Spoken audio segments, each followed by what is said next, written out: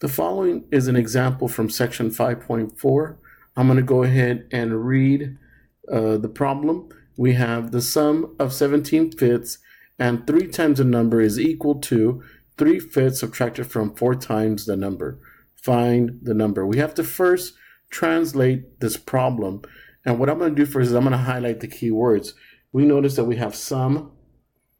We have 3 times a number is equal, subtracted from, which is kind of, it forces us to translate this in a different way. And then we have 4 times a number. So what I'm going to do is I'm going to go ahead and write out the translation. So I have 17 fifths. And since I had sum, I'm going to go ahead and add. And it says 3 times a number, which is 3x, is equal 3 fifths subtracted from 4 times the number. So 4 times the number is 4x minus 3 fifths. Since we don't really like to work with fractions, I'm going to go ahead and use the LCM to do away with the fractions. So what I'm going to do to both sides is I'm going to go ahead and multiply by the LCM. And the LCM is 5.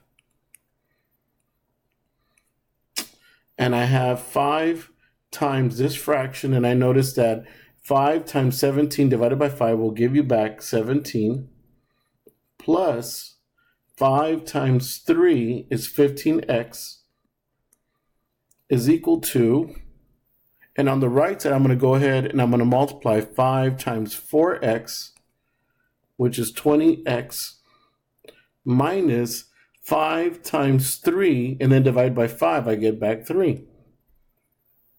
Now you can go in two directions. You can have the variables on the left, or you can have the variables on the right. What I'm going to do is I'm going to work with the variables on the left, and I'm going to have the integers on the right.